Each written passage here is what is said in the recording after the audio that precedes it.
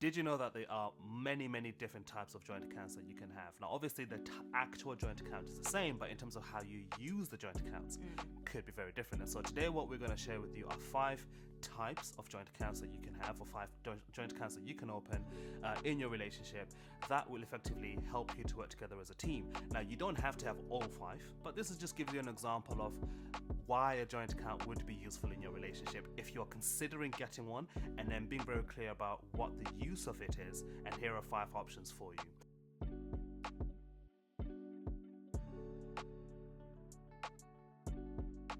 So the first option is to get a joint account for your shared living expenses, your shared bills, right? This is a fairly common and obvious option whereby you're living together as a couple, and therefore you got your shared bills such as your rent, your utility bills, your broadband, and things of that nature that you're both effectively using because you're living in the same house.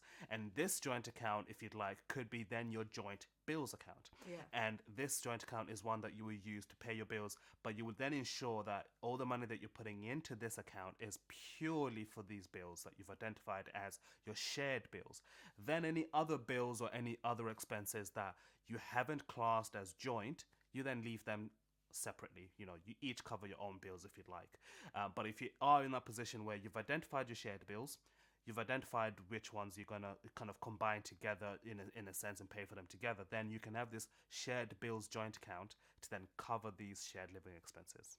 Absolutely. And I agree with you in terms of like having that one in particular as a joint account, because it lets both of us know where we are in terms of our bills, like what's coming out, when it's coming out and stuff. And I've found that having that bills account separate to everything else is super helpful, because the one thing I don't want to be doing is scrolling through like maybe takeaways and fun money and things like that, and I'm like, okay, so where's the BT bill? Like, I can't find it on here. But when you have it separate, even if you do a standing order every month where you put money into that account, you're not having to really think about it again. You just leave it there. The bills come out by direct debit. You don't have to touch it, and it's just an easier way of managing your money and just dealing with it. Exactly.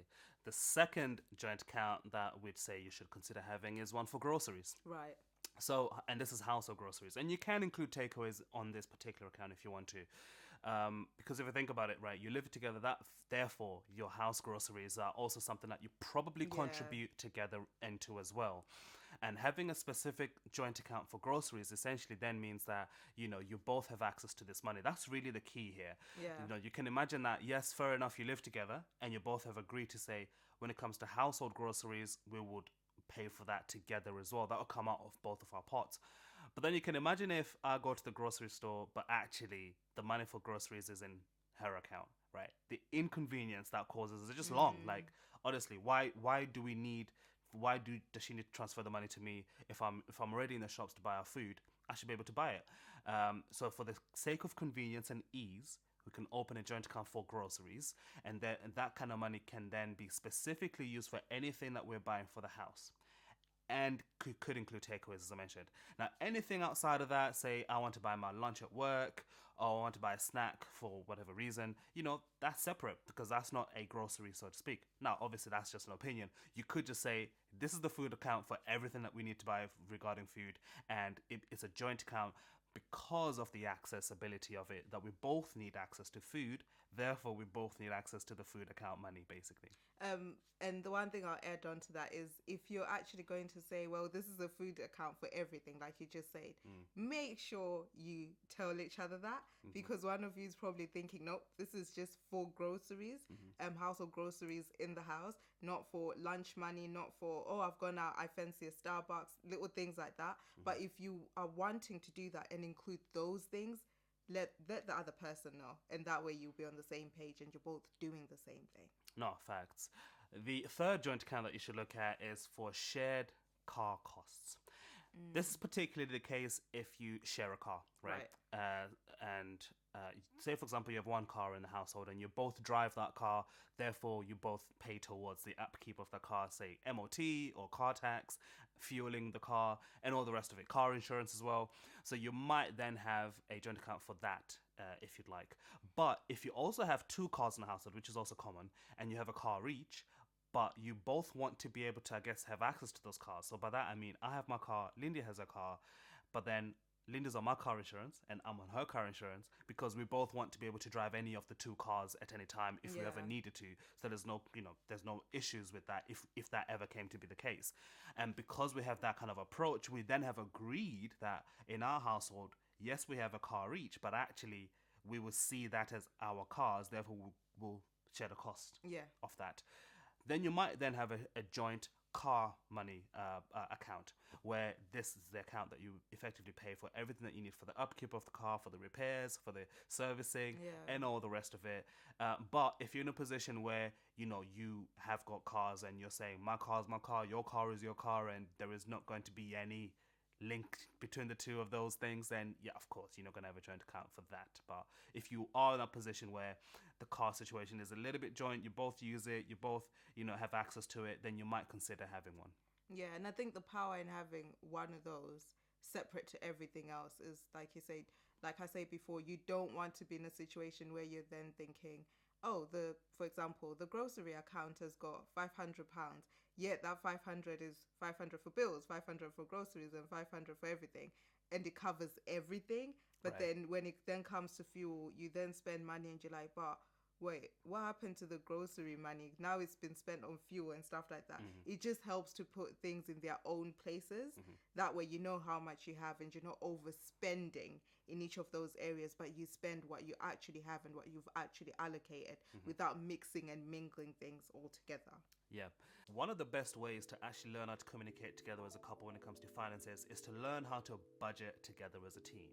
And one of the things that we've got is a free guide that you can download that will give you all the things that you need to learn, effectively just about your options of the best way to budget together, how to successfully do it.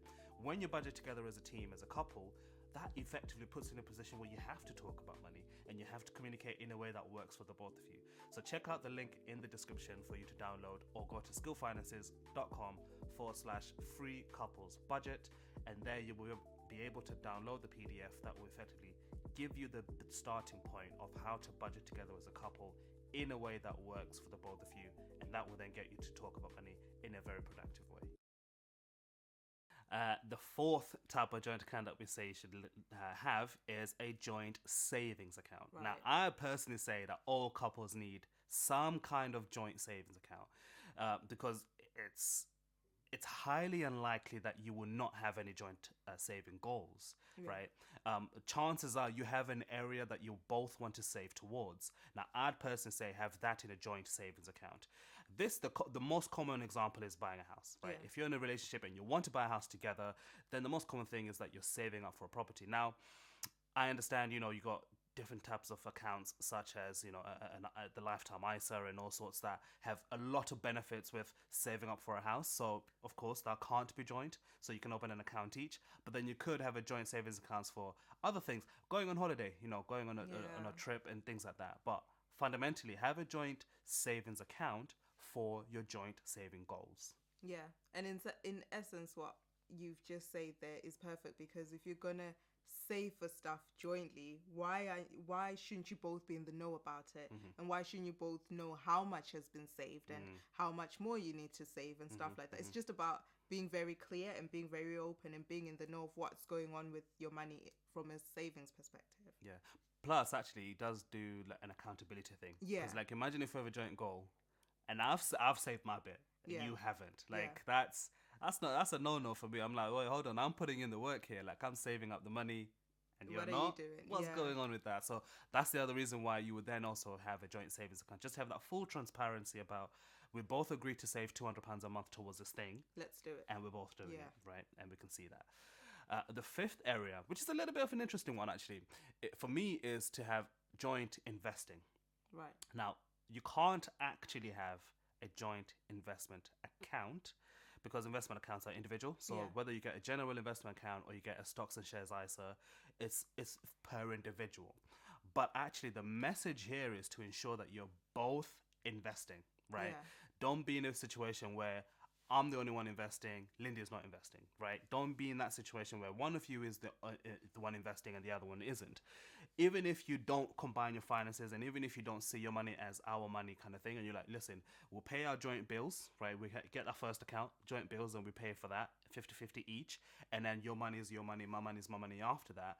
I think you should still encourage each other to say, listen, we need to be investing for our future. Yeah. Whether that's a little bit per month or whatever that looks like, just something to invest towards your financial future. Just make sure that happens. Again, you can't have a joint investing account, but you can certainly work together as a team to be investing together towards your financial future. Absolutely. And I guess in conclusion, what we're basically saying is, yes, you can have all those accounts and it will help you like be very clear about what's going where. I personally have found it super useful to have separate accounts for everything, like separate joint accounts for everything. So ours are all joint because we choose to have an our money mindset. But the reason I found it super useful is because we don't put all our money in one pot and then say, well, fuel comes from that one pot, bills come from that one pot, car stuff comes from that one pot, bills come from that one pot as well. I think it would be so confusing if I'm being really honest. But when we've then separated things, okay, we've got those 5 pots, there's money for the bills in that one, there's money for this and that one, money for this and the other one. It really does help because, like I said before, we leave bills as they are. We just calculate enough money for the bills and put it aside, and we're not having to look at it for the rest of the month. In terms of groceries, then we have money for groceries alone, and it's not mixed with fuel to cause any issues.